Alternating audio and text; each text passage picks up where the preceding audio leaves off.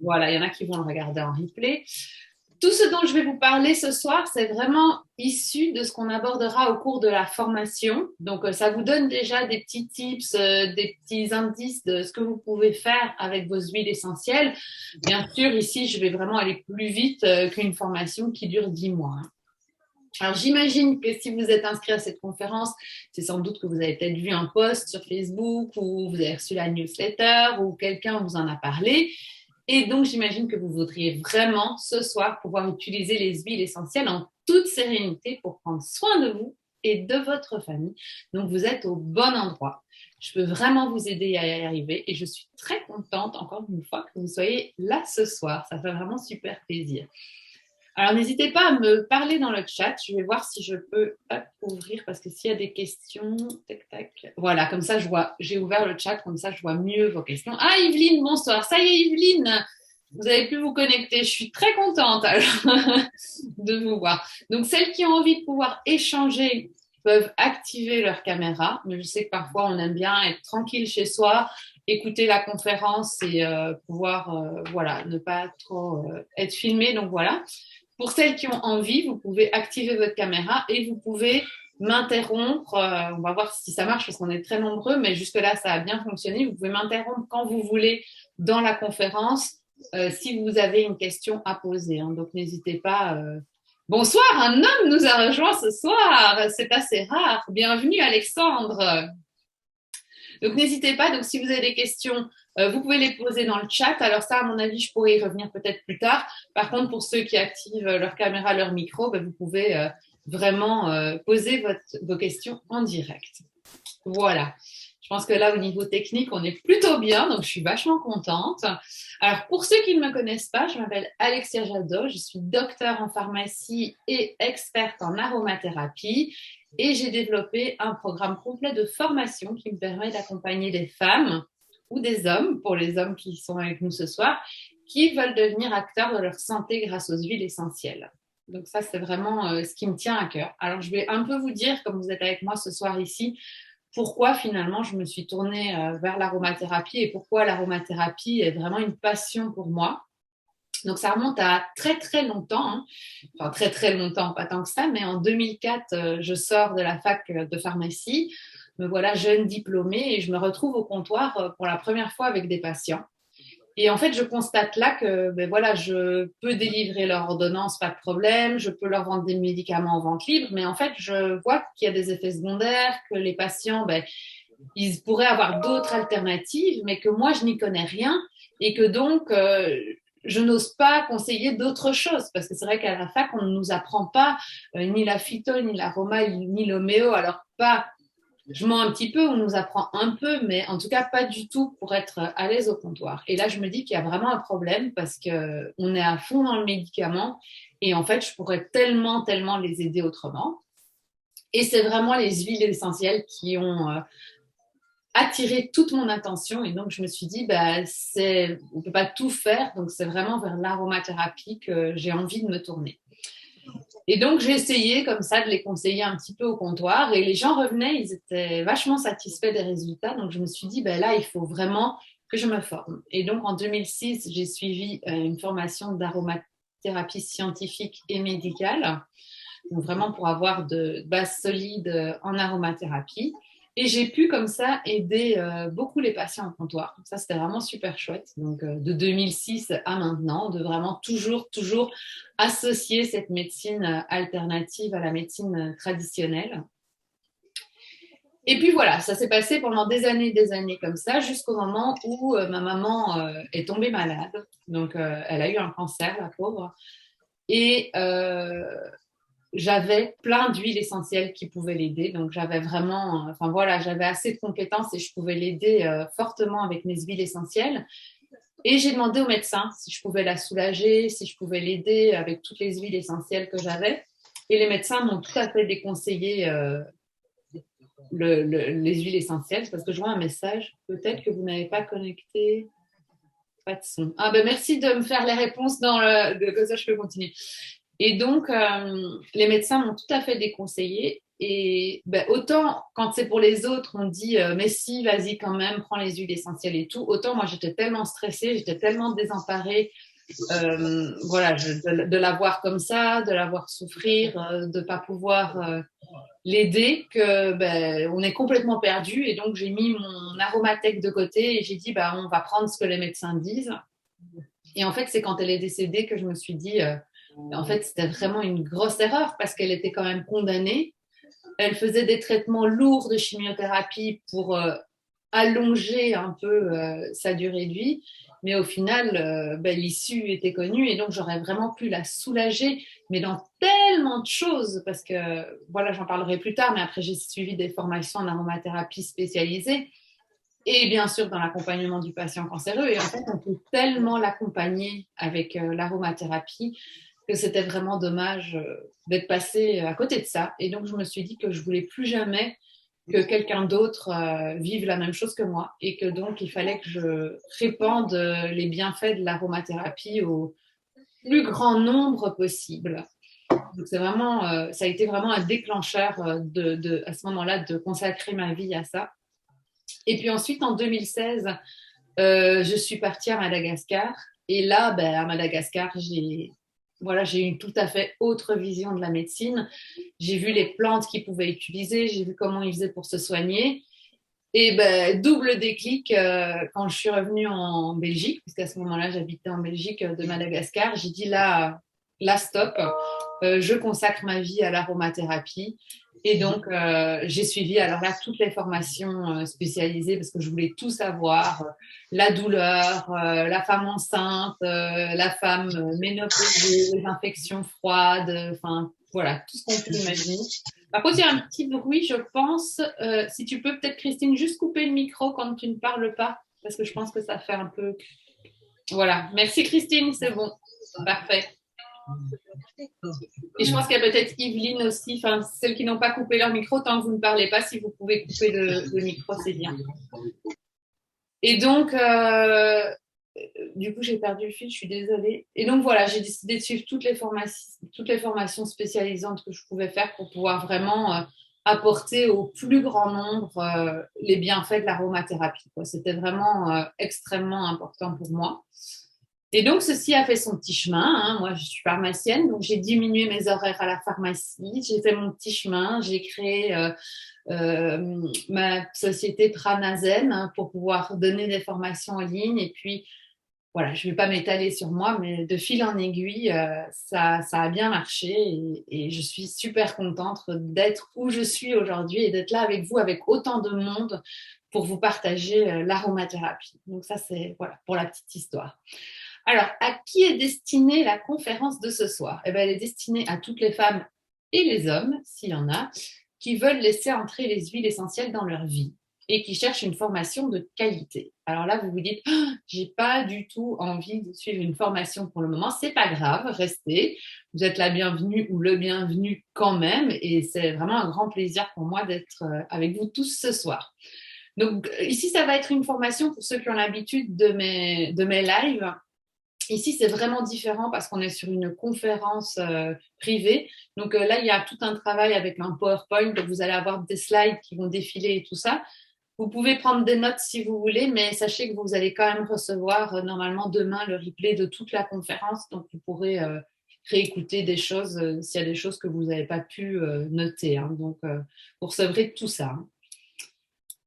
Alors, aujourd'hui, on va parler donc des erreurs que vous faites ou que vous avez sûrement fait lorsque vous débutez avec l'aromathérapie. Pourquoi? Parce qu'il est très facile de se procurer les huiles essentielles, que les huiles essentielles ont vraiment, sont dans la vague, je dirais le haut de la vague. Tout le monde veut se soigner avec les huiles essentielles, tout le monde en entend parler, tout le monde sait que c'est magique, qui est une réalité, soit dit en passant. Et donc, on voit tout et n'importe quoi. Donc ici, on va vraiment refocaliser sur les 9 erreurs et une fois que vous avez compris ça, vous allez pouvoir vraiment aller les utiliser chez vous sans aucun problème. Hein. Que ce soit pour être diffusé dans la maison, soigner des problèmes d'acné, booster votre immunité. On sait que les huiles essentielles, elles sont vraiment multifacettes et qu'elles peuvent faire un tas de choses. Et elles peuvent bien sûr vous donner des super effets, mais elles ont quand même une certaine toxicité aussi. Et c'est pour ça qu'il est important de bien les connaître avant de les utiliser. Donc moi, je dis toujours, ne pas être sur ses gardes avec l'aromathérapie, c'est la pire des erreurs. Voilà, je vais commencer à lancer les dias. Bravo pour ce beau parcours. Merci Cathy. Je vais commencer alors techniquement à lancer ça. J'espère que je vais y arriver.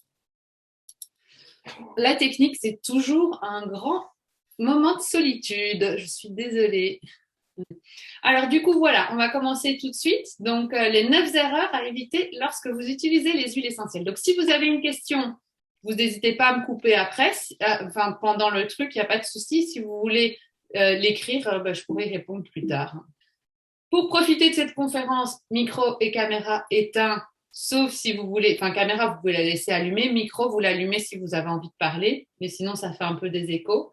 Vous coupez votre téléphone si vous voulez être à l'aise, vous vous mettez bien à l'aise et vous pouvez prendre des notes, mais vous aurez de toute façon tout le replay qui va vous être donné. Et vous pouvez garder vos questions pour plus tard parce que vous pourrez me les poser ou vous me les posez directement. C'est comme vous voulez. Ça va durer environ 1 heure. Je réponds toutes vos questions à la fin de la conférence ou pendant, on l'a dit. Et à la fin, j'aurai une proposition à vous faire. Voilà, on commence par ma toute première erreur. Alors, cette erreur-là, c'est croire que c'est naturel, donc sans danger. Il y en a beaucoup qui me disent à la pharmacie, quand je leur dis de faire attention avec leurs huiles essentielles, ils me disent oui, mais c'est naturel. Mais oui, mais naturel, ça ne veut pas dire sans danger. Et l'aromathérapie, c'est pas une médecine douce, c'est une médecine naturelle. Et il y en a qui confondent. Parce que par exemple, en homéopathie ou avec des fleurs de bac, vous ne risquez jamais rien. On parle de médecine douce. Ici, l'aromathérapie, c'est pas une médecine douce, c'est une médecine naturelle. Et je vous prends toujours l'exemple ici de la digitale pourpre. Je ne sais pas s'il y en a qui la connaissent. C'est une plante qui est extrêmement toxique. C'est-à-dire que toutes les parties de cette plante sont toxiques. Que ce soit la fleur, la tige, les feuilles, tout est toxique. Et on atteint déjà des doses mortelles pour 10 grammes de feuilles sèches ou 40 grammes de plantes pas sèches, on va dire. Donc c'est extrêmement toxique, mais elle est également extrêmement utile puisque la digitaline ou digitoxine qu'on va extraire de la plante, elle va nous permettre de régulariser notre cœur. Donc on dit qu'elle répond à la règle des 3 R, c'est-à-dire qu'elle ralentit, elle régule et elle renforce nos contractions cardiaques. Donc très intéressante pour toutes les personnes qui vont souffrir d'arythmie, puisqu'on va régulariser le rythme cardiaque, ou les personnes qui souffrent de tachycardie, puisqu'on va ralentir le rythme cardiaque. Mais par contre, il faudra vraiment prendre précisément la dose qu'il faut. Et on a mis sur le marché des médicaments contenant ces molécules, mais on doit faire extrêmement attention au niveau des dosages. Donc, ce qui est dangereux, c'est vraiment de croire que l'aromathérapie, c'est naturel, donc c'est sans danger. Donc ça, c'est vraiment quelque chose que vous devez de toute façon vous mettre bien en tête.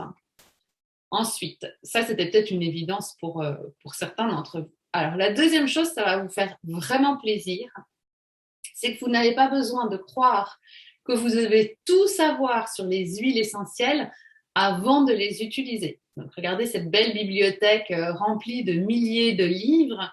Et vous n'avez pas besoin de tous les connaître, parce que l'aromathérapie, Christine pourra vous dire, c'est vaste, c'est très vaste, c'est très grand et on n'a jamais fini d'apprendre en aromathérapie. Mais si vous devez attendre de tout connaître sur l'aromathérapie avant de vous lancer, en fait, vous ne vous lancerez jamais. Donc, il n'y a vraiment pas besoin de tout connaître pour se lancer. Alors, vous allez vous dire, oui, mais moi, comment je vais faire du coup pour me lancer? Arrêtez de vouloir utiliser plein d'huiles essentielles quand vous commencez. C'est pas la peine. Donc, vous focalisez votre attention vraiment sur 5 huiles essentielles. Je peux vous citer les plus importantes. Et en fait, vous allez aller pour ces 5-là retenir, OK, quel dosage plus ou moins, quelle est la toxicité, est-ce que je dois la diluer, à partir de quel âge je peux l'utiliser, quelles sont ses indications. Et vous retenez ça seulement pour 5. Et vous les utilisez dans votre quotidien. Et une fois que ce sera bien compris pour 5, vous pouvez du coup après aller en rajouter. Mais on n'en rajoute pas tout de suite. C'est vraiment qu'au fur et à mesure qu'on en rajoute. D'accord? Donc au début, on en utilise quelques-unes. Et quand vous maîtriserez ces 5-là, eh ben, vous en prendrez une 6e et une 7e. Mais voilà, pour commencer, pour vous lancer, n'attendez pas de devoir tout connaître pour pouvoir utiliser les huiles essentielles.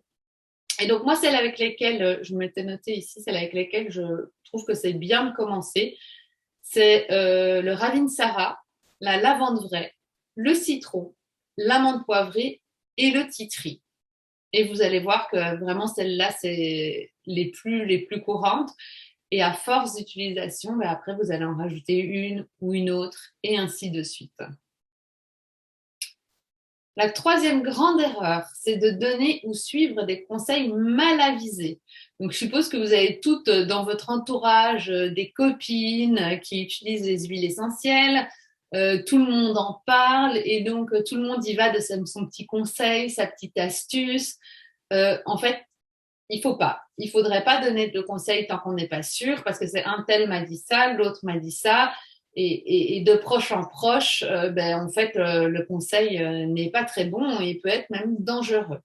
Donc c'est apprendre vraiment à aller chercher l'information au bon endroit, parce que vos copines elles vous veulent pas du mal, hein. Elles sont pas là pour vous dire je vais l'empoisonner ou je vais lui donner des trucs toxiques, hein, loin de là. Mais elles peuvent penser qu'elles savent et le faire en tout état de cause. Et au final, ben, l'information n'était pas correcte. Donc, il y a vraiment des livres de référence dans lesquels vous devez aller regarder. Évitez de regarder sur Internet ou alors vraiment sur des sites que vous connaissez très bien, qui sont des sites de confiance. Mais alors, évitez tout ce qui est blog. Moi, je vois sur plein de blogs vraiment plein de choses. Donc, voilà, c'est non. Mais il y a vraiment des livres de référence pour ça ou des personnes, des aromatologues, des aromathérapeutes qui pourront vraiment, vraiment bien vous conseiller.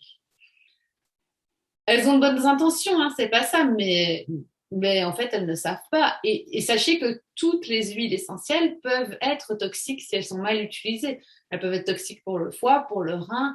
Après, c'est vrai qu'il y a des huiles essentielles qui sont par définition toxiques pour le foie. Et Christine, tu nous diras, c'est les huiles essentielles à... Je t'y attendais pas, hein. T'avais presque t'endormi, Christine. Ah, j'ai pas mis mon micro. Tu retrouves Oui, non, tu maintenant. prends. Oui, je pensais à autre On chose. t'entend pas, hein, Christine, t'es sans micro. Hein. Les huiles à phénol, non, qui sont La toxiques pauvre. pour le foie. Donc on ne t'entend pas, Christine, tu n'as pas de micro.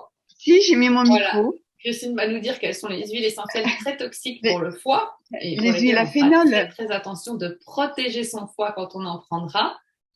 Et il y a des huiles essentielles très toxiques pour le rein. Et Christine nous dira aussi quelles sont les huiles essentielles très toxiques pour le rein. Si elle arrive, non, je vais trop stresser. Ah, pour la prochaine question, Christine, il y en a d'autres. Il y en a d'autres. Donc, Non, les non, huiles ben, pour essentielles le foie, toxiques pour le foie, c'est c'est des les huiles huiles à essentielles phénol. qu'on appelle à phénol. Attends, c'est moi qui entends pas. Vas-y, Christine. Ce sont les huiles à phénol qui sont Mais toxiques tout le pour monde le... entendait, en fait, c'est moi. C'est moi qui ai coupé mon micro. Oh, Christine, en fait, tu t'es énervée, mais tout le monde t'entendait.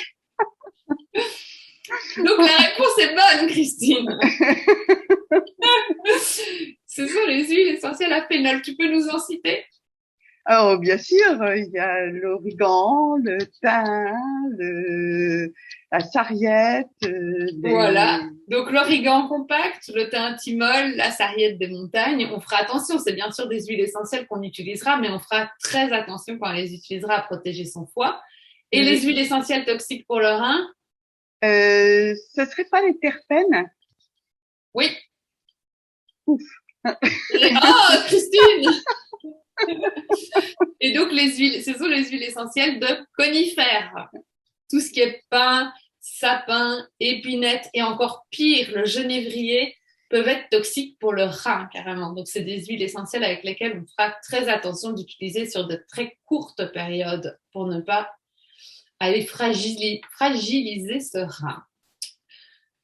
Donc voilà, évitez ces petites astuces, conseils mal avisés. Et comme je vous dis, il y a vraiment des choses importantes à connaître avant d'utiliser les huiles essentielles. Hein. Il y a aussi d'aller tester si l'huile essentielle vous correspond.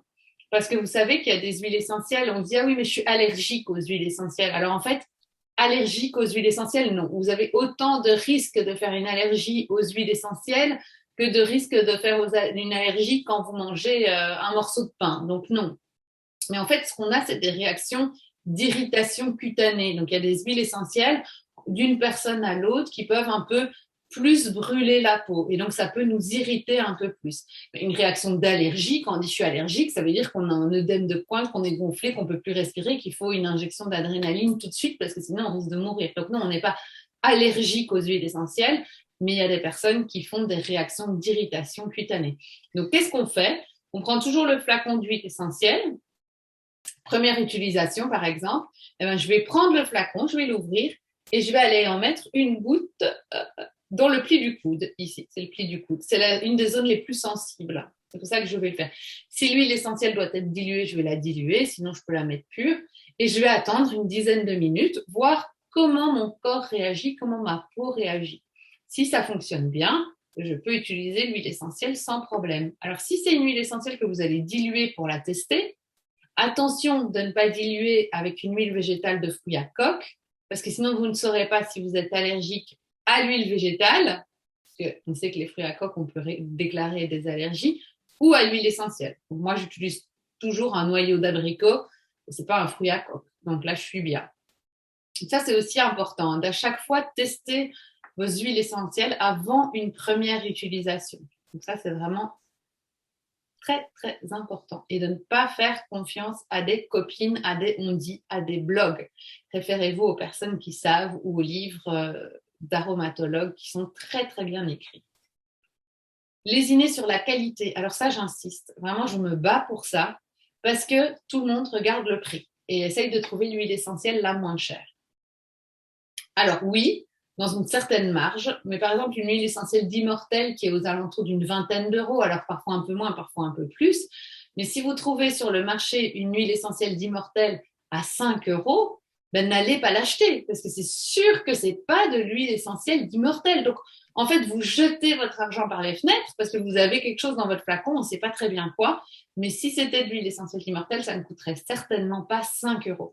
Donc, ne vous laissez pas avoir par les trop bonnes affaires. Les trop bonnes affaires, ça n'existe pas. Ensuite, mon huile essentielle doit être 100% pure. Et là, c'est vraiment, je vous dis ça pour vous sensibiliser à l'importance de la qualité d'une huile essentielle. Donc, Christine, tu nous dis ce que ça veut dire 100% pure? 100% pure, c'est-à-dire que la distillation a été complète, et que la plante est de bonne qualité, c'est-à-dire que déjà elle est bio et 100% pure et naturelle, et que les huiles n'ont pas été diluées par la suite et retrafiquées et rajouter des arômes artificiels. Ouais. Donc là, tu nous as fait un mélange de 100% pur, 100% naturel, 100% intégral. Oh, oui, moi, je fais un pack, oui. C'est ça. Oui, c'était le pack. Alors, 100% pur, comme tu as dit, si j'achète de la lavande vraie, je veux qu'il y ait dans mon flacon que de la lavande vraie. Et il faut savoir que, par exemple, le lavandin, qui est un hybride croisement de lavande, est moins cher que la lavande vraie. Donc, des petits malins, ben, ils vous mettent du lavandin dans le flacon, ça sent la même chose, sauf que ce n'est pas de l'huile essentielle de lavande vraie.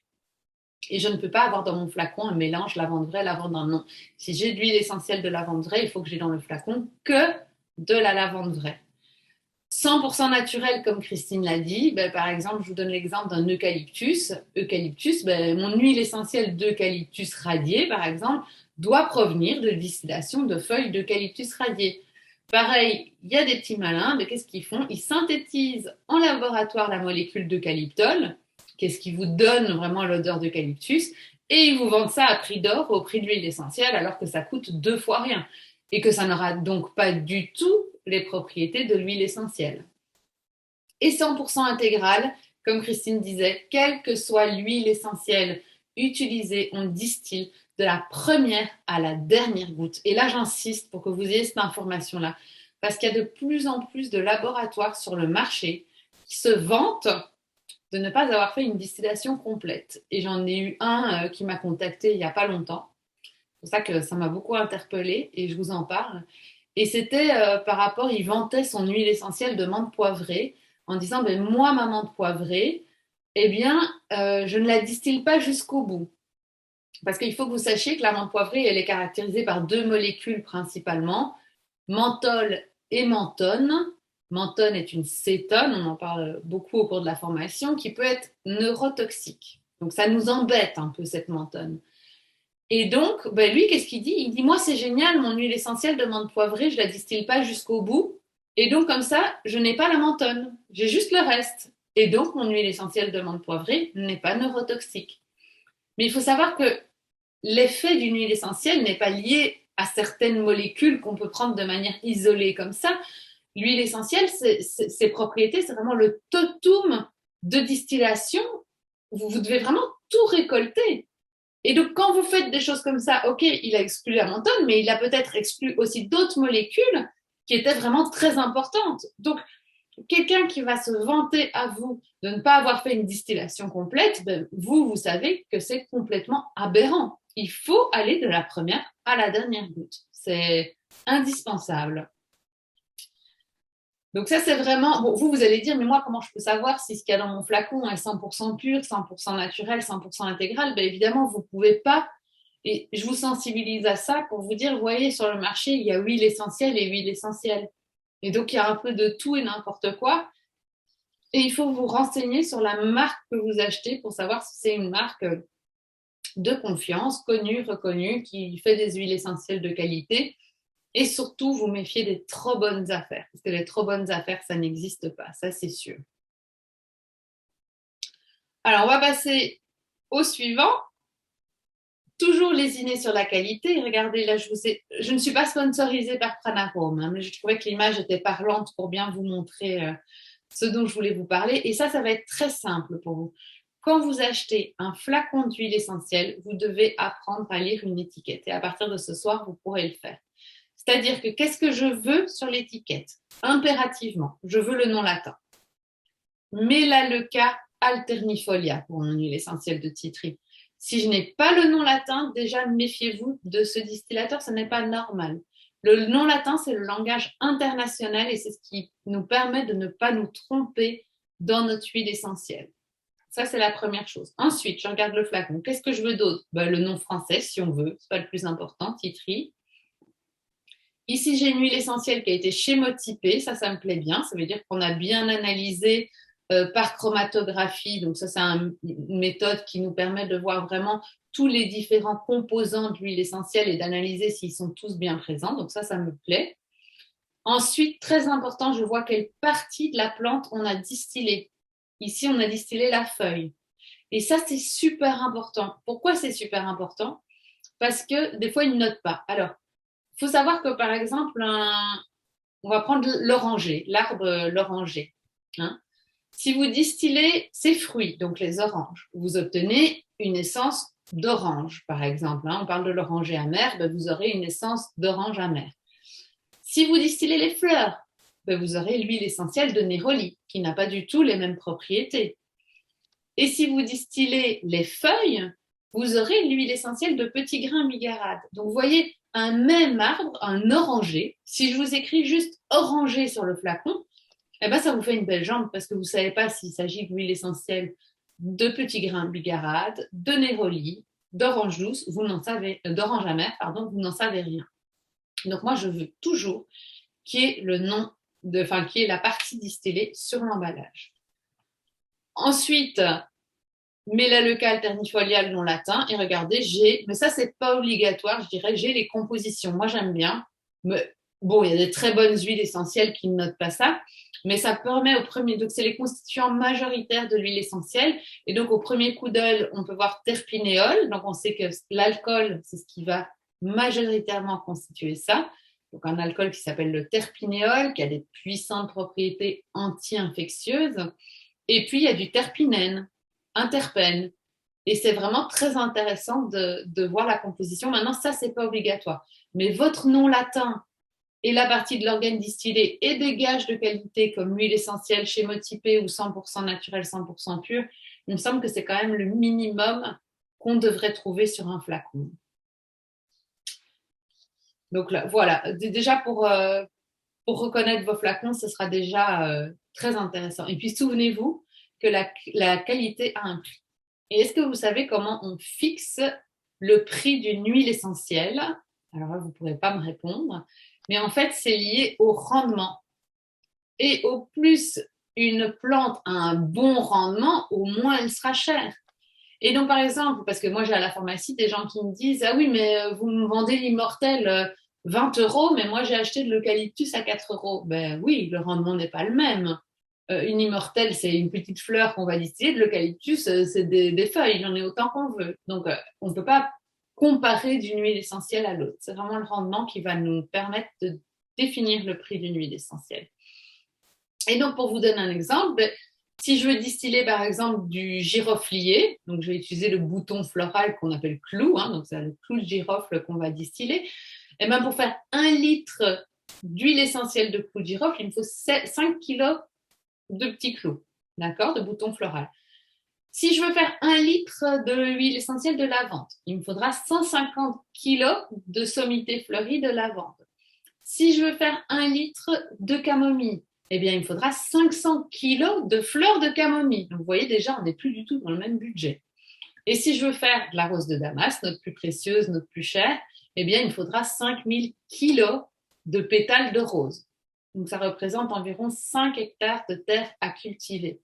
Donc, vous comprenez tout de suite qu'un eucalyptus ne peut pas avoir le même prix qu'une rose de Damas. Donc, voilà, méfiez-vous vraiment des trop bonnes affaires, ça n'existe pas. La 5e erreur, c'est penser que l'on peut utiliser la même voie d'administration pour toutes les huiles essentielles. Donc non, ça on le verra bien longtemps au cours de la formation. Mais donc les huiles essentielles, toutes les voies d'administration ne peuvent pas être utilisées. Il faut vraiment se méfier. Aussi bien, vous pouvez par exemple avaler du Ravinsara, pas de souci. Par contre, si vous prenez l'huile essentielle de romarin à camphre, le camphre est également appelé bornéone en aromathérapie, c'est une cétone, il est hyper neurotoxique par voie orale. On ne peut pas l'avaler. Donc, vous voyez, il faut vraiment savoir de quoi on parle. Comme la Gaultérie. La Gaultérie, c'est un dérivé d'aspirine qu'on ne pourra pas avaler. On va l'utiliser par voie locale. Donc voilà, vous devez d'abord bien vous renseigner dans vos ouvrages de référence, de savoir, OK, j'ai mon huile essentielle, quelle voie d'administration? Enfin, d'abord, vous allez déjà vous focaliser sur les 5 très faciles avant de vous éparpiller dans tout le reste. Mais donc, voilà, il y a des voies d'administration, des fois on peut, des fois on ne peut pas. Il faut vraiment bien vous renseigner là-dessus. Je pense par exemple au citron aussi pour faire des cures détox, mais pas de souci, 2 gouttes de citron à avaler tous les jours. Vous voyez, il y a vraiment beaucoup d'huiles essentielles qu'on peut avaler, mais il y en a certaines où on ne peut absolument pas avaler. Appliquer les huiles essentielles pures sur la peau. Ça, c'est aussi une erreur qui arrive assez souvent, mais il y a des huiles essentielles qui sont caustiques et qu'il faut absolument diluer. Alors, vous allez vous dire, ah ben oui, mais moi, j'en utilise pure. Oui, bien sûr, il y a des huiles essentielles que vous pouvez utiliser pures. Je pense au tea tree, vous avez de l'acné, vous allez mettre pur, bien sûr, votre tea tree sur l'acné. Vous êtes brûlé, vous mettez de la lavande aspic pure directement sur la brûlure. Vous venez d'avoir un coup immortel directement pur. Ça, c'est toutes des huiles essentielles d'urgence qu'on peut mettre sans problème pur. Mais par exemple, si je veux utiliser de la cannelle est notre huile essentielle la plus dermocaustique, mais je ne pourrais bien sûr pas l'appliquer pure sur la peau. Donc, vous voyez, c'est très important. Et pour ça, j'ai une petite anecdote d'une patiente qui adorait l'odeur de l'huile essentielle de cannelle et qui s'est dit, je vais prendre un bain à la cannelle. Alors, il faut savoir que quand vous prenez un bain aromatique, il ne faut jamais déposer vos gouttes d'huile essentielle comme ça dans votre bain. Parce que les huiles essentielles, c'est soluble dans le gras, dans l'huile. Et d'ailleurs, c'est pour ça qu'on adore la voie cutanée, puisque notre peau est constituée d'une couche de phospholipides qui est du gras. Il y a une affinité très intéressante pour les huiles essentielles. Mais autrement, vos huiles essentielles dans le bain, c'est de l'eau.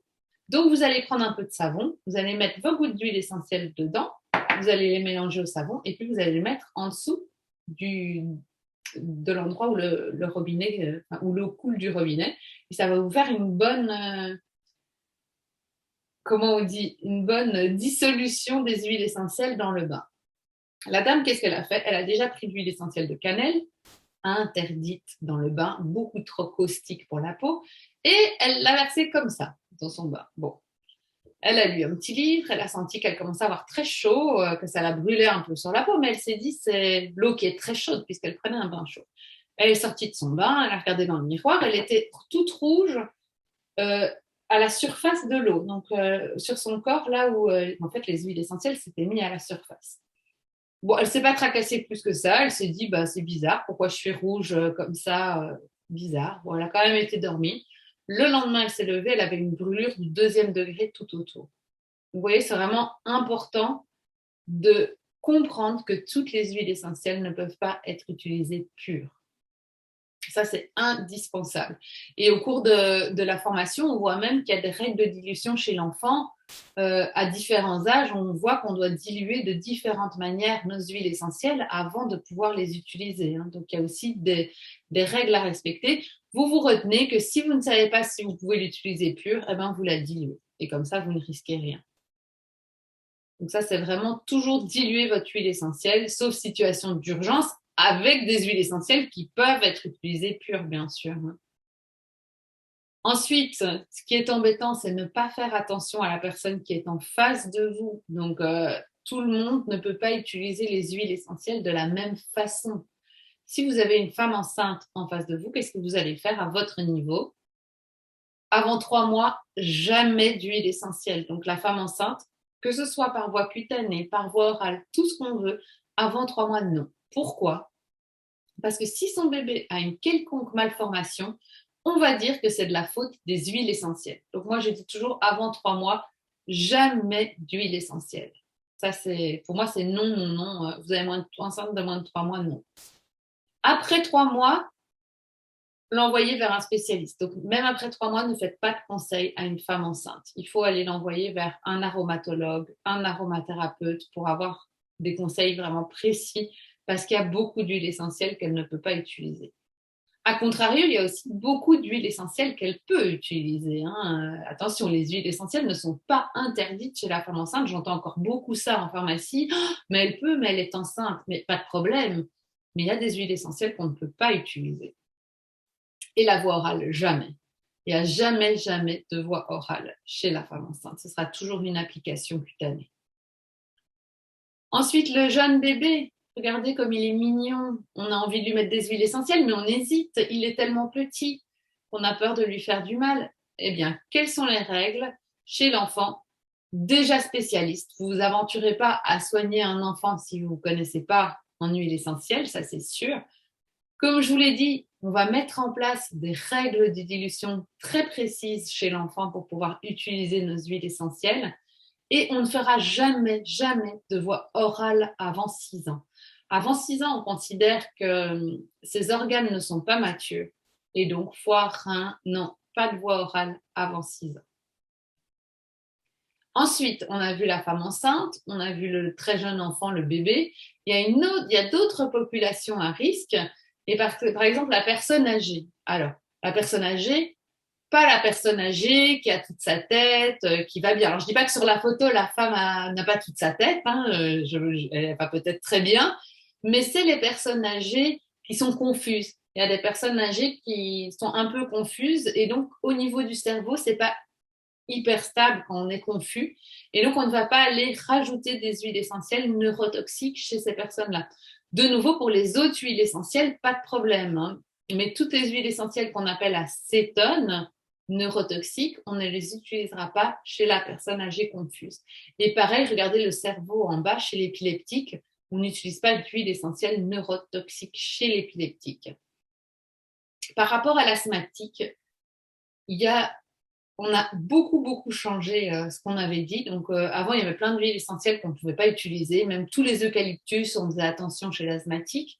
Il y a de nouvelles études qui ont été faites et ça, c'est vraiment génial. Chez les personnes asthmatiques avec des problèmes respiratoires, inflammatoires importants, on a été testé de leur donner leur ventoline, leur Flixotide, voilà, leur traitement pour l'asthme. Et un groupe auquel on a associé des huiles essentielles à eucalyptol, donc tout ce qui est eucalyptus, tout ça, et un autre à quel on n'a pas associé. Et on a vu que ceux qui avaient reçu l'eucalyptol eh bien, avait une diminution encore de l'inflammation au niveau du bronche. Alors que ça fait des années qu'on ne dit pas d'eucalyptus chez l'asthmatique. Vous voyez, en aromathérapie, tout change aussi constamment. Et donc, il faut toujours se maintenir à la pointe des informations parce que, encore ce que je vous dis aujourd'hui, ben, si ça tombe dans un an, c'est plus pareil. Vous voyez, donc voilà, tout évolue, tout change. C'est vraiment. Mais donc, pour le moment, l'asthmatique, on aura beaucoup plus facile à le traiter et on fera un peu moins attention parce que finalement, tous les eucalyptus auxquels on avait dit non, finalement, on peut les donner. On fera juste peut-être un peu plus attention à l'eucalyptus globuleux, qui peut avoir des taux quand même de 1,8-cinéol très élevés, donc assécher les bronches. Et on fera attention aux huiles essentielles qui sont très fluidifiantes pour les bronches, parce qu'à force de vraiment sortir tout ce mucus, elles peuvent créer une hypersensibilité bronchique et un spasme. Mais pour les autres huiles essentielles, aucun problème, hein, même toutes les huiles essentielles neurotoxiques et tout ça, parce que j'entends souvent dire, ah oui, mais non, il est asthmatique, donc pas de menthe poivrée. Ben, ça n'a rien à voir. Donc voilà, je dirais que l'asthmatique est même mieux mis entre guillemets que l'épileptique ou que la personne âgée confuse. Voilà, donc vraiment bien cibler ces catégories de personnes, femmes enceintes, jeunes enfants, personnes âgées confuses, épileptique, asthmatique, je fais attention. Pour le reste, vous êtes plus ou moins tranquille. Alors, est-ce qu'on peut utiliser les huiles essentielles sur de très longues périodes? Donc, j'ai souvent cette question-là. Et donc, je vais vous parler de la notion de fenêtre thérapeutique. Donc, les huiles essentielles peuvent sans problème être utilisées sur de très longues périodes et surtout maintenant qu'on est envahi du Covid, on n'hésite pas bien sûr à booster son immunité avec de l'huile essentielle de Ravinsara. Et qu'est-ce qu'on va faire? Et tous les matins, 2 à 4 gouttes sur les poignets, mais fenêtre thérapeutique, 5 jours sur 7. Parce que les huiles essentielles, même à petite dose, si vous interrompez jamais, mais il peut quand même y avoir un risque cumulatif dans l'organisme et donc à un moment donné, on peut arriver à la dose toxique. Donc, en respectant ça, 5 jours, arrêt 2 jours, 5 jours, arrêt 2 jours, vous n'aurez jamais de problème avec vos huiles essentielles. Donc oui, bien sûr qu'on peut le faire tout l'hiver et bien sûr qu'on peut le faire toute l'année si on respecte bien cette posologie-là. Alors il y en a qui n'aiment pas le mettre sur les poignets parce que l'odeur, tout ça, ça les dérange, mais il y a des perles de Ravinsara qui existent. Vous pouvez avaler 2 à 4 perles le matin et vous le faites 5 jours sur 7. Ça aura vraiment cet effet de vous protéger, de vous protéger, de booster votre immunité, d'avoir cet effet antiviral très recherché pour le moment. Et la dernière chose dont je voulais vous parler, c'est qu'il y a des huiles essentielles qui sont photosensibilisantes. Alors, on connaît bien évidemment les agrumes, mais pas que, puisqu'il n'y a pas que les agrumes qui sont photosensibilisants. Donc souvent, quand on parle de orange, bergamote, pamplemousse, on dit oui, bah oui, c'est photosensibilisant. D'ailleurs, avant, je ne sais pas si vous avez connu, il y avait les produits Bergasol, qui étaient des produits à base de bergaptène et qui étaient vraiment très photosensibilisants. C'est de la bergamote, hein, qui ont été d'ailleurs retirés du marché, hein, parce qu'un produit solaire qui rend la peau sensible au soleil, c'est un peu bizarre. Mais il y a aussi, par exemple, l'huile essentielle de cumin, d'angélique, euh, qu'est-ce que j'oublie, de l'ivèche, par exemple, qui sont aussi des huiles essentielles photosensibles. Donc, est-ce qu'on doit s'interdire d'utiliser ces huiles essentielles? Bien sûr que non. Mais on attendra, on dit, entre 6 à 8 heures avant de s'exposer au soleil. Alors, j'ai souvent la question en été, détox, 2 gouttes de citron à avaler. Est-ce que je peux le faire le matin comme c'est préconisé dans la cure détox? Parce que c'est au printemps-été et il y aura du soleil. Mais ça dépend ce que vous allez faire. Si vous avalez vos 2 gouttes d'huile essentielle et qu'après vous allez vous allonger sur la plage, c'est une très mauvaise idée. Mais si vous avalez vos 2 gouttes d'huile essentielle et puis que vous allez vous travailler dans les bureaux, il n'y a pas grand risque de toxicité, hein. Donc là, vous allez être tout à fait tranquille. Alors, ça c'était donc. Ah, je vois qu'il y a une main levée. Alors, main levée, je ne sais pas je sais pas ce que ça veut dire. N'hésitez pas à activer votre micro si vous voulez parler, hein. Je ne sais pas.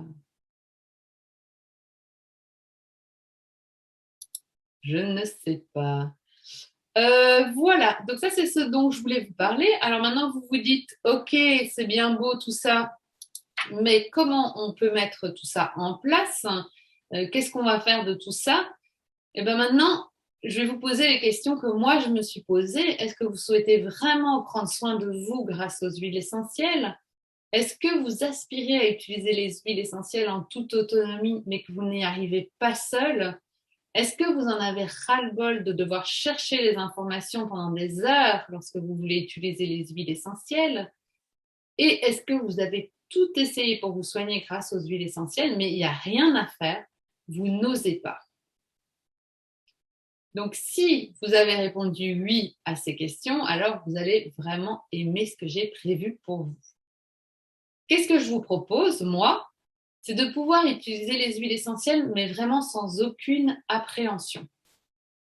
De devenir autonome dans votre utilisation des huiles essentielles, vous saurez ce que vous faites et pourquoi vous le faites. Et choisir les huiles essentielles les plus adaptées à vos besoins et à ceux de vos proches. Et pour terminer, bien sûr, créer vos propres mélanges, vos propres synergies, parce que c'est souvent ça qu'on a envie d'arriver à faire, c'est de dire, par exemple, moi j'avais aujourd'hui au comptoir quelqu'un qui avait la varicelle, ok, et dans les exercices, parce qu'on se retrouve une fois tous les 15 jours, de dire, ok, l'enfant a la varicelle, qu'est-ce que je mets? Je veux un anti-infectieux, je veux un antihistaminique pour les démangeaisons. Enfin, on fait vraiment les associations de savoir qu'est-ce qu'on veut et ensuite quelle huile essentielle on va chercher pour mettre dans notre synergie. Alors, la formation de base que je propose, c'est vraiment la formation pour maîtriser les bases de l'aromathérapie. Et donc, dans cette formation, il y a 3 modules. La découverte de l'aromathérapie. Donc là, voilà, ce sera vraiment la base de pouvoir voir qu'est-ce qu'une huile essentielle, comment on la distille, la différence entre une essence, une huile essentielle, voilà, vraiment de refixer les bases. Ensuite, comment prendre vos huiles essentielles? Donc, quelle est la voie d'administration? Et on va bien détailler, mais quand est-ce que je prends la voie orale, la voie cutanée, la voie pulmonaire, la voie nasale, la voie rectale, la voie vaginale, parce qu'il ne faut pas croire qu'il n'y a que la voie orale et la voie cutanée, hein. Il y a plein d'autres voies d'assimilation des huiles essentielles. Et également, comment utiliser vos huiles essentielles en toute sécurité. Donc ça, c'est vraiment très, très important. Donc là, vous avez la base, je dirais, pour pouvoir vous en sortir tout seul. Et là, on va vraiment détailler toutes les toxicités auxquelles il faut faire attention et comment vous pouvez arriver à utiliser vos huiles essentielles et à contourner, si on veut, ces toxicités. Pourquoi ma formation est différente des autres formations? Parce que des formations en aromathérapie, vous en avez pléthore sur le marché, donc encore une de plus. J'ose espérer que non, ce n'est pas encore une de plus. Et puis, Christine pourra témoigner en direct un peu plus tard. Donc, pourquoi? J'ai maintenant plus de 15 années d'expérience. Et donc, ce qui est génial, c'est que toutes les questions que vous vous posez, en fait, moi, je me les suis déjà posées il y a longtemps et que j'ai trouvé les réponses et que tout ça, je l'ai mis dans ma méthode de formation. Et donc, j'ai pu développer comme ça une méthode efficace, spécifique et étape par étape où vous progressez vraiment à votre rythme, mais vraiment en ayant tout le bagage nécessaire. Vous n'avez pas à réinventer la roue comme vous le faites sans doute pour le moment, à aller chercher l'information partout. Et l'humain, ça, je pense que pour ceux qui me connaissent, vous le savez déjà, c'est vraiment le centre de mes formations, donc le pilier central de mes formations. Donc bien sûr, c'est une formation en ligne, donc vous la suivez à votre rythme, mais voilà, je ne vous lance pas une formation, je suis toujours derrière vous et on se retrouve de toute façon tous les 15 jours pour la formation certifiante et tous les mois pour la formation de base pour qu'à chaque fois, on puisse échanger pendant 1 heure pour la formation certifiante, faire les exercices parce qu'il faut vraiment que les élèves acquièrent des réflexes. Et donc, pour moi, c'est super important de ne pas juste lancer une formation, mais de pouvoir vous faire monter de plus en plus dans votre utilisation des huiles essentielles. Donc, en conséquence, gain de temps et résultat évidemment super rapide comparé à ce que vous auriez pu faire tout seul. Et comme je vous l'ai déjà dit, vous la suivez à votre rythme. Alors, n'ayez pas peur si vous dites, mais moi, je ne suis nulle part en aromathérapie, est-ce que ce sera possible pour moi? En fait, elle est vraiment adaptée à vos besoins et à vos connaissances actuelles. Et elle est évolutive. Donc, à chaque fois que mes élèves me disent « Ah, mais en fait, j'aimerais bien voir ça », et bien, à chaque fois, on reconstruit des nouvelles vidéos bonus que vous pouvez consulter sur ces thèmes-là. Alors, comment ça se déroule? Vous avez accès aux 3 premiers modules d'e-learning pour maîtriser les bases de l'aromathérapie et vous pouvez commencer à y accéder immédiatement après votre inscription. Que ce soit sur votre téléphone portable, votre tablette ou votre ordinateur, pas de souci, ça passe partout. Et les sessions dont je parle de questions-réponses, j'ai plusieurs groupes différents parce que je ne mets pas tout le monde ensemble dans un groupe, sinon on se retrouve à 30, 40, c'est pas possible. Donc on est dans des groupes, des petits groupes de maximum 10. Et comme ça, tout le monde peut échanger et puis on se connaît, on commence à rigoler, n'est-ce pas Christine? Et de se retrouver toujours en même temps. C'est très sympa de se retrouver tous les ans, enfin pendant une année comme ça. Et accès au groupe Facebook privé toute la durée de votre programme pour échanger et profiter de la synergie de groupe. Donc, c'est-à-dire que dès que vous avez une question, vous la posez sur le groupe Facebook privé et moi, je réponds en moins de 24 heures à chaque fois pour que vous puissiez vraiment évoluer avec vos huiles essentielles. On a déjà parlé des petits groupes de 10 maximum avec 1 heure par mois, session questions-réponses et un accès au module quand vous voulez, 24 heures sur 24, 7 jours sur 7 pour cette formation-là pendant 2 mois. C'est la formation de départ, quoi, si on veut, de maîtriser les bases. Les vidéos bonus et après chaque module, un quiz de connaissances pour valider vos acquis après chaque module. Donc ça, c'est vraiment important. C'est pas pour moi, c'est pour vous, pour vraiment que vous puissiez voir où vous en êtes avec cette formation. Un test, ça j'insiste beaucoup pour découvrir votre tempérament hippocratique parce que les huiles essentielles, d'accord, ça peut agir comme des médicaments en produisant des effets sur le corps, mais pas que. Il y a aussi vraiment tout l'aspect olfactif, hein, elles ont des odeurs et l'aspect vibrationnel des huiles essentielles. Et donc, les huiles essentielles, eh bien, on doit savoir quelles huiles essentielles nous correspondent. Et en creusant dans le tempérament hippocratique, on peut voir quel type de tempérament on a. Est-ce qu'on est sanguin, bilieux, lymphatique, nerveux? Et dans ces 4 tempéraments-là, on verra que chaque fois, il faut aller chercher des familles d'huiles essentielles différentes. Donc ça, c'est vraiment très intéressant. Et vous aurez donc un rapport qui vous dit quelles sont les huiles essentielles que vous devez utiliser en fonction de votre tempérament. Et bien sûr, les supports de coût complets pour tous les modules sous forme de fiches PDF téléchargeables et imprimables que vous pouvez aller consulter dès que vous en ressentez le besoin. Et je voulais vous partager le témoignage de Daniel. Je pense que tu as connu, hein, Christine Daniel? Oui, hein. Donc Daniel, qui était cliente du forfait Maîtriser les bases de l'aromathérapie et qui hésitait beaucoup à suivre les formations parce qu'elle me disait Alexia, moi la technologie, je n'y arriverai jamais. Finalement, ça s'est très bien passé. Et elle dit, j'ai toujours détesté les médicaments chimiques, étant certaine qu'ils soulageaient peut-être, mais apportaient également un nombre considérable d'effets indésirables et toxiques. Il y a une quinzaine d'années, j'avais acheté quelques flacons d'huile essentielle, mais je les avais vite rangés, ne sachant pas comment les utiliser. Et puis, j'ai eu connaissance du groupe d'échange Pranazen et je m'y suis inscrite, posant de temps en temps une question. À la même époque, j'ai eu un œdème très douloureux sur le tibia. On m'a conseillé d'y mettre de l'immortel que je connaissais à peine.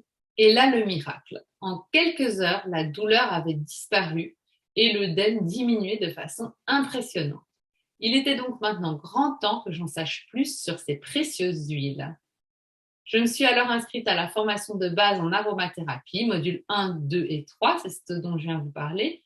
J'ai pu avancer à mon rythme et je viens de terminer. Au fur et à mesure, je me suis constituée une vraie pharmacie en aromathérapie. Si je ne suis pas encore prête à préparer une synergie seule, je pense que je peux dire que j'ai bien évolué. Alors Daniel est très modeste. J'ai également regardé en direct ou en différé les précieuses conférences données régulièrement par Alexia et cet automne, pour la toute première fois, j'ai fait une cure détox.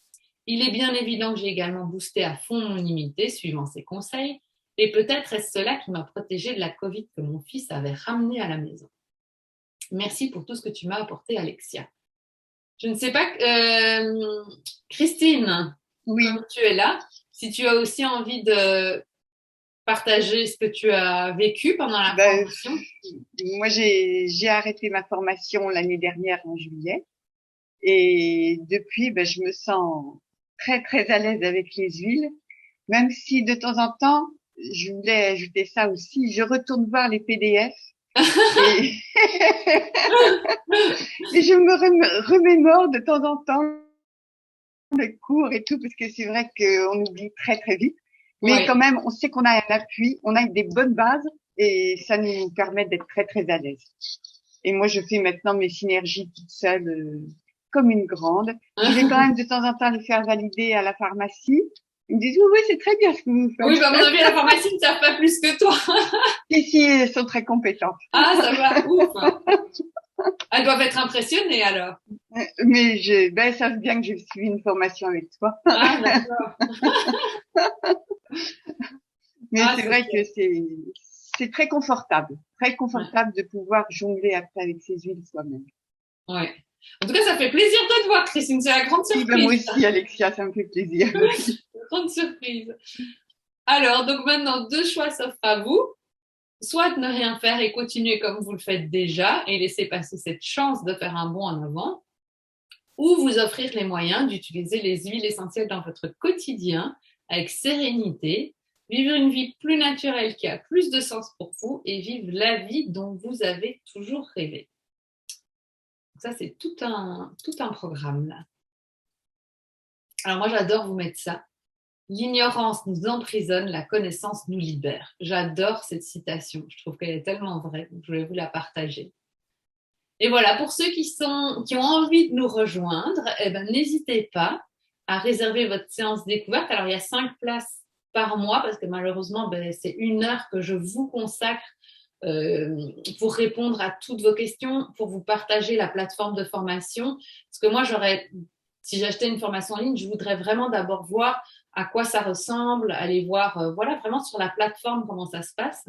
Donc, c'est 1 heure que je vous consacre pour vous dévoiler tout ça et voir si c'est quelque chose qui peut vous intéresser. Cette conférence, c'est vraiment dans l'état d'esprit que j'adore ce que je fais, c'est ma passion, les huiles essentielles, et que j'ai envie d'aider encore plus de femmes à obtenir ces résultats avec les huiles essentielles. Et que ben, cette séance découverte, elle est pour moi très importante parce que il faut qu'on se choisisse, qu'on se rencontre et qu'on se choisisse. Parce qu'après, on va passer du temps ensemble. Et donc, il faut que ça marche entre nous et que, ben voilà, vous allez m'entendre beaucoup parler. Ben, si déjà vous n'aimez pas ma voix, ça va être déjà compliqué de continuer ensemble. Et donc voilà, si l'élan vous dit, si vous avez envie, si vous sentez que c'est le bon moment pour vous, ben, n'hésitez pas à réserver votre séance découverte. Donc, pour celles qui veulent suivre la formation, ben, si vous réservez avant le 7 janvier, ben, il y a 2 mois qui vous seront offerts. Donc, ça veut dire 2 mois en plus de sessions de groupe, d'échanges via Zoom comme on le fait ce soir, mais aussi d'accès au groupe Facebook privé et tout ça. Donc, voilà, c'est vraiment important que je vous offre ça parce que je voulais aussi vous remercier d'avoir été avec moi ce soir, aussi nombreux. Donc, ça fait vraiment chaud au cœur. Donc, cette offre, vous pouvez en parler à vos copines, mais elle n'est pas pour vos copines. C'est une offre que je réserve simplement pour celles qui ont été inscrites ici à cette conférence. Hein. Donc, il y a une vérification pour l'inscription des personnes qui ont participé à cette conférence. Donc, je vous propose de répondre à toutes vos questions s'il y en a. Alors, je vais voir si je sais comme ça comment je peux faire pour accéder. Ça va être la galère, je sens. Quelles sont les questions? Bon, je suis désolée, hein, vous voyez ce que je suis en train de faire. J'essaye d'accéder à vos questions. Il y en a, je ne sais pas. Ah voilà, discuter. Oh là là, je crois que j'ai loupé des choses. Alors, on ne vous entend plus, Alexia. Elle se met en pause. Ah, merci Myriam. Elle se met en pause le temps de lancer la présentation. Merci. Cathy, ok, merci. Plus de son ni d'image. Oui, on voit et on entend. Merci. Tout est bon. Donc, si vous avez la moindre question, allez-y maintenant. Aromazone, qu'est-ce que j'en pense? Bonne question. Aromazone, qu'est-ce que j'en pense, Cathy? Mais qu'est-ce que je pense d'Aromazone? Je pense que j'ai été voir leur site internet. Je trouve que c'est pas trop mal fait. Je trouve qu'il n'y a pas de bêtises qui sont vraiment dites sur leur site internet au niveau du conseil et tout, c'est bien. Au niveau des huiles essentielles, c'est pas mes préférées sur Aromazone. Je vais pas aller juger et dire qu'elles sont mauvaises, mais en tout cas, c'est pas des huiles que moi je choisirais pour travailler, ça c'est sûr. Quelle- Je ne vois plus, je vais le mettre là à côté. Quelle marque d'huile essentielle de confiance pour toi, Alexia? Alors moi, je tiens à dire que je ne suis pas sponsorisée par aucun labo pour parler de marque d'huile essentielle, donc je suis toujours un peu embêtée avec cette question-là. Moi, j'adore les petits distillateurs. Et là, je ne sais pas pour ceux qui ont vu ma vidéo de nouvelle année sur ce qu'a été 2021 pour Pranazen et ce que je voudrais que devienne 2022 pour Pranazen, c'est que 2022, je veux aller rencontrer. Vous rencontrez vous. Donc, je veux organiser des formations pour les clients en pharmacie, que ce soit en Belgique, puisque je suis originaire de Belgique et je vis à Montpellier, ou ici à Montpellier dans le sud. Donc, je veux aller à la rencontre. Voilà, ça fait 2 ans que je suis bloquée avec ce Covid et je veux aller à la rencontre des gens, de vous, les passionnés d'aromathérapie comme moi, d'aller vraiment vous rencontrer en chair et en os et d'aller vraiment plus rencontrer les distillateurs parce que là, j'ai pas encore eu beaucoup le temps et je suis pas mal sollicitée aussi par des distillateurs.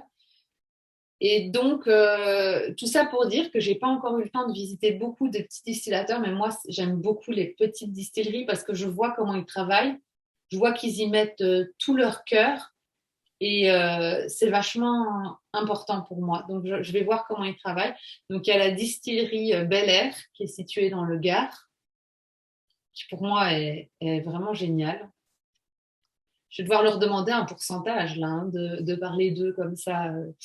Mais bon, voilà, c'est des huiles de très très bonne qualité. J'ai été contactée aussi par la distillerie Bohemia qui m'a impressionnée. Enfin, ils font un travail de dingue. Ils font que des huiles essentielles bio. Ils cultivent du coup pas toutes les huiles essentielles. Ils ne cultivent que celles qui poussent sur leur terroir puisqu'ils sont ici dans le sud, dans l'Aude. Donc j'aime beaucoup. Euh, Il y a le site Bien-être au naturel que j'aime bien parce qu'elle vend des huiles essentielles assez sympas. Il y a bien sûr Pranarome. Alors pourquoi j'adore Pranarome? Parce qu'il y en a qui vont dire mais Pranarome, c'est pas mieux qu'Aromazone, c'est aussi un géant des huiles essentielles. Et pourquoi Pranarome? Ben, pour une simple raison, c'est que ce que j'aime chez Pranarome, c'est la transparence. Et en fait, quand vous achetez une huile essentielle, vous avez toujours un numéro de lot. Ah oui, ça j'ai oublié de vous dire. Quand vous analysez, je vous ai dit non latin, je vous ai dit que c'était important de regarder qu'est-ce qui était distillé, la feuille, la fleur, tout ça, mais regardez aussi s'il y a bien toujours un numéro de lot et une date de péremption. C'est important. Et en fait, avec le numéro de lot chez Pranarome, et moi je le fais tout le temps, vous pouvez aller le taper sur Internet et vous avez accès à la chromatographie, donc la carte d'identité de mon huile essentielle. Donc en fait, j'ai la certitude, quand j'achète une huile essentielle, d'avoir, eh ben, j'invente si c'est de la menthe poivrée, ma bonne concentration en menthol, ma bonne concentration en menthone. Et pour moi, ça, c'est vraiment un gage de qualité, cette transparence. Voilà, pour moi, c'est très important. Mais voilà, je ne suis pas plus Pranarome que les petits distillateurs. Mais c'est vrai que sur les géants du marché, il faut faire attention. Et alors aussi, je ne vous ai pas dit un test que vous pouvez faire qui est très facile, hein. Quand vous achetez une huile essentielle, c'est que vous prenez un papier buvard et vous allez retourner votre huile essentielle dessus. Si la goutte sur le papier buvard est uniforme, ça veut dire que votre huile essentielle était vraiment que de l'huile essentielle et ça, c'est bien. Par contre, si vous voyez qu'elle est plus foncée au centre et plus claire sur les bords, ça veut dire que votre huile essentielle, elle a été coupée avec d'autres produits. Au mieux, une huile végétale, au pire, des solvants ou n'importe quoi. Donc, faites vraiment attention. Ce petit test, il est tout simple et il peut déjà vous montrer si vous avez bien que de l'huile essentielle dans votre flacon. Et alors, un autre test qui est facile à faire aussi, si vous achetez de la rose de Damas, bon, elle est très chère, donc peut-être pas, mais ou de la menthe poivrée, c'est que vous mettez votre huile essentielle au frigo. Il faut qu'elle cristallise.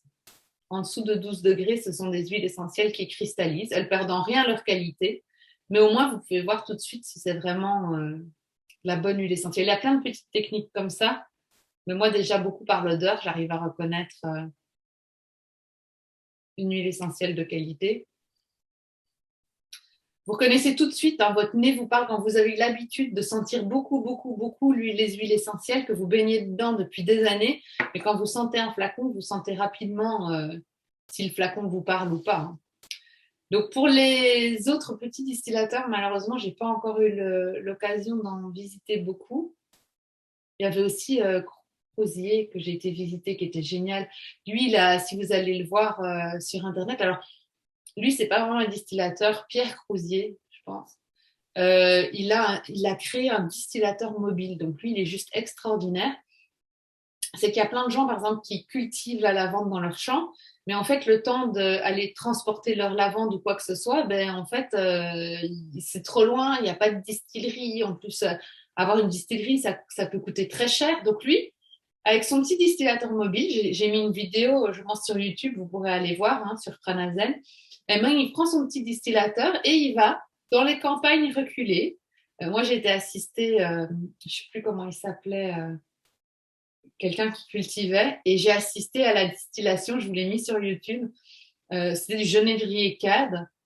Et donc, vous le voyez, il a son grand distillateur mobile et puis il va distiller. Ce type est trop extraordinaire, quoi. Assister à ces distillations, c'est tellement d'émotions, c'est vraiment juste extraordinaire.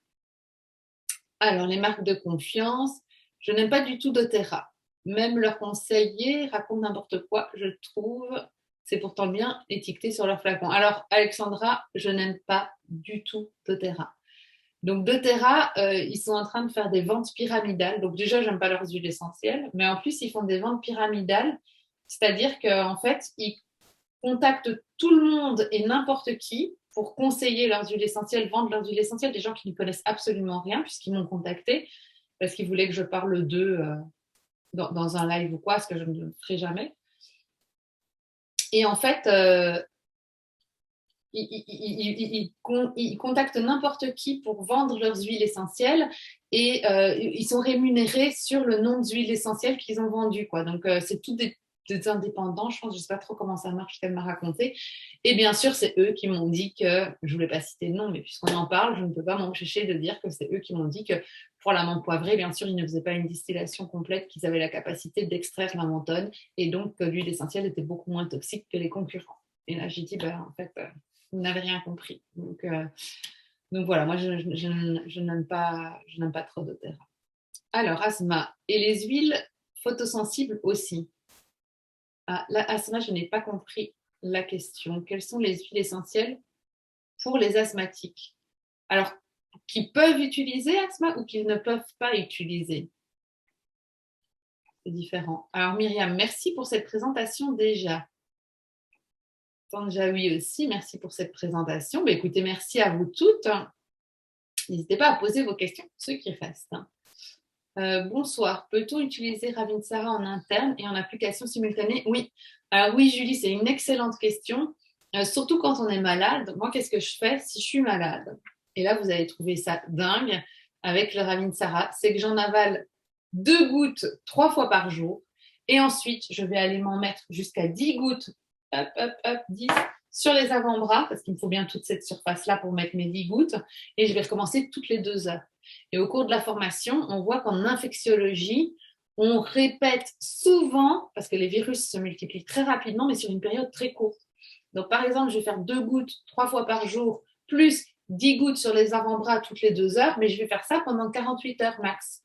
Et puis après, je vais repasser à une posologie classique pendant 2 gouttes 3 fois par jour, plus sur les bras 3 fois par jour. Mais on sait qu'en infectiologie, si les 48 premières heures, on n'attaque pas le virus, on n'arrivera pas à s'en débarrasser. Et c'est pareil pour les boutons de fièvre, hein.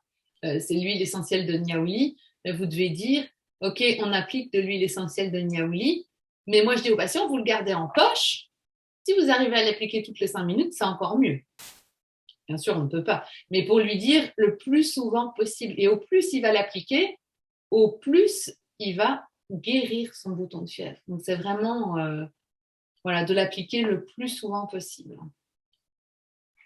J'espère que ça répond à votre question, Julie. Yveline. Ah ben Yveline, je suis contente de vous retrouver parce que les mails que j'ai vus, j'ai l'impression que c'était un petit peu compliqué, donc c'est chouette.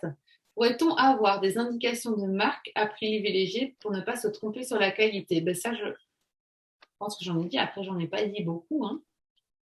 Après, moi, moi, c'est vraiment les petits distillateurs que j'aime bien et puis Pranarome parce que je vais chercher leur monographie. Mais je sais que vous êtes de plus en plus nombreux à me demander des marques et c'est vrai que quand je ne suis pas sponsorisée, j'aime pas trop. Après, si j'en avais par exemple 15 à vous présenter, je me serais plus à l'aise. Et c'est vrai que c'est pour ça que 2022, je vais à fond travailler ce côté-là de pouvoir vous dire quelle marque je peux vous conseiller les yeux fermés, quoi. Ça, c'est sûr. Mais bon, déjà, voilà, Distillerie Bel Air, vous pouvez y aller.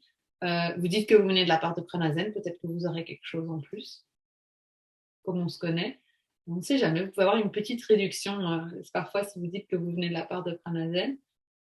On n'a rien négocié, donc je ne peux pas vous dire si c'est le cas, mais peut-être que si vous lui dites, vous aurez quelque chose.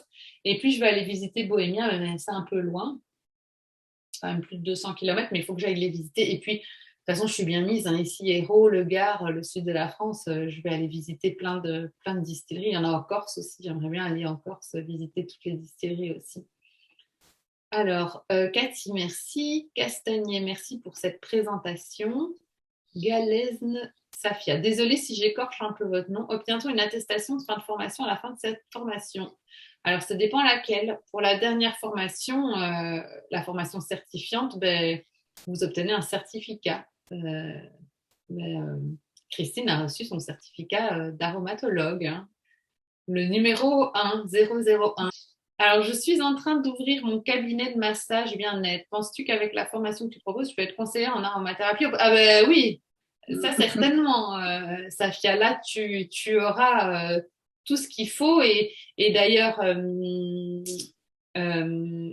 Catherine, qui a reçu son certificat aussi, a maintenant développé son activité massage en Belgique, massage bien-être avec les huiles essentielles. Et je crois qu'elle a pas mal de clients qui viennent justement pour cette spécificité où elle est capable, elle a fait une formation spéciale en massage et elle est capable de proposer les huiles essentielles qui vont avec en fonction du tempérament, en fonction de ce que la personne a besoin, en fonction des douleurs qu'elle ressent. Donc, c'est vraiment bien.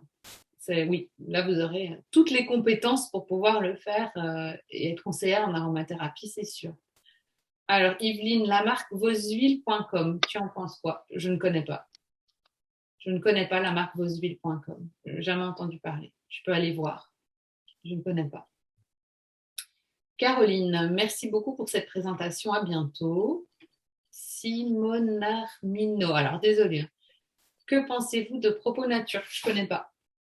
Il y a plein de choses là que je ne connais pas, donc je peux pas dire. Combien de temps dure la formation, Cathy? Peut-on avoir un travail et faire cette formation qui me tend très bien? Ah mais Christine, est-ce qu'on peut avoir un travail et suivre la formation? Oui, tout à fait, oui. Alors, tout à fait, il faut juste se relever la nuit pour travailler. Oh non, je plaisante. C'est pas vrai. Il va faire peur à tout le monde. Non, mais donc, Cathy, c'est... Non, c'est très facile. On travaille quand on veut, on s'arrête quand on veut. C'est très souple. C'est vous qui êtes maître de votre formation. Et en fait, le temps que ça prend, en fait, c'est le temps que vous voulez que dure votre formation. Parce que moi, je suis là 10 mois pour vous accompagner. Donc, pendant 10 mois, je parle de la formation certifiante. L'autre formation, c'est 2 mois. Moi, pendant 10 mois, je suis là vraiment pour vous tirer vers le haut, pour vous accompagner, pour vous faire de plus en plus évoluer. Après 10 mois, je ne suis plus là. J'en ai déjà consacré 10 mois pour vous faire bien évoluer. Mais si, par exemple, je pensais à Julie, qui est médecin, qui termine sa formation, qui vient de à peine terminer, c'est sûr qu'elle m'a dit, est-ce que tu peux me prolonger le portail? Parce que moi, je sens qu'il me faut plus de temps. Mais bien sûr, elle peut rester 2 ans si elle veut sur le portail terminé. Donc, il n'y a pas cette pression. Je trouve qu'on a déjà eu assez de pression à l'école et pendant nos études. Donc, ici, il n'y a pas de pression de temps. Donc, on prend le temps qu'on veut pour terminer. Si on a besoin de 3 ans pour terminer. Bon. Après, généralement, vous avez envie de terminer rapidement pour avoir bien vos connaissances, votre certificat, tout ça. Donc, généralement, on a envie de boucler la boucle. Mais après, c'est vous qui décidez combien de temps vous voulez que dure votre formation, hein. C'est vous qui êtes seul maître à bord. Moi, je suis là toutes les 15 jours pour vous consacrer 1 heure pour vous répondre à vos questions et puis surtout pour vous faire monter. Et le coût, on peut utiliser notre CPF. Alors non, il n'y a aucune formation en aromathérapie qui est finançable par le CPF. Ça, c'est impossible. Alors, on peut faire financer, donc j'aurais dû changer ma formation parce que bien sûr, je les ai contactés parce que c'était intéressant. Et en fait, si je voulais que ce soit financé par le CPF, ça doit être des formations qui débouchent sur quelque chose de commercial. Donc, il fallait que j'ajoute à ma formation technique de vente, enfin je sais plus tout ce qu'ils m'ont dit, comment aborder les clients, truc. Bah, c'est pas du tout le but de ma formation. Moi, je suis docteur en pharmacie et ma formation, c'est de vous faire devenir des aromatologues certifiés et pas de s'éparpiller sur autre chose. Il y a déjà assez de choses à travailler comme ça. On va pas du tout aller vers autre chose. Donc la formation, Cathy, c'est 699 € pour la formation sur 10 mois. Donc, qu'on peut payer bien sûr en plusieurs fois. Donc, ça c'est. Et pour la formation de base, c'est 199 €. Julie, merci beaucoup de votre précision pour le Ravinsara. C'était très clair. Je consomme également l'argile en interne. Y a-t-il des précautions à prendre sur l'utilisation des huiles essentielles en même temps que l'argile? Ben non, c'est vrai que l'argile, on dit souvent de ne pas prendre de médicaments en même temps parce que sinon ils se fixent sur l'argile et ils n'agissent plus. Mais ceci dit, pour les huiles essentielles, on fait parfois Christine, on fait parfois, on prend de l'argile et on met les huiles Oui. essentielles dedans, hein. Oui, tout à fait. On a déjà parlé de plusieurs formules comme ça où on fait notre argile et on laisse l'argile aller sur le fond, on laisse reposer, mais on aura mis les huiles essentielles dedans et on les prend, hein. Donc ça, il y a beaucoup de formules comme ça, donc il n'y a pas vraiment de problème avec ça. Combien de temps par jour faut-il consacrer à la formation? Alors Sophie, c'est pas du tout du temps par jour, hein.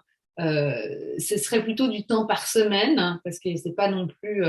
Et Christine, combien est-ce que tu consacrais de temps par semaine à ta formation? 3 heures. Voilà, 3 heures 3 par heures par semaine. semaine à peu près. Voilà, sur environ 1 an. Donc voilà. Après, il y en a qui finissent plus vite, moins vite, ça dépend vraiment, hein. Alors, Yveline, Cathy qui nous fait un smiley, trop bien. Yveline, je viens de confirmer mon inscription sur la page découverte. Merci beaucoup pour ce soir. Ah ben Yveline, alors c'est génial ça. On a déjà des inscrits. Voilà, on va agrandir tout de suite le groupe des nouvelles inscrites, hein. Trop bien. Cela fait longtemps que je cherchais une formation en aromathérapie. Ah ben Yveline, alors je comprends cet empressement de se dire je n'arrive pas à me connecter, au secours, comment je vais faire? Alors, Cathy, merci beaucoup pour toutes ces explications et bravo pour votre parcours. Ben, Cathy, merci, hein, mais bravo pour mon parcours.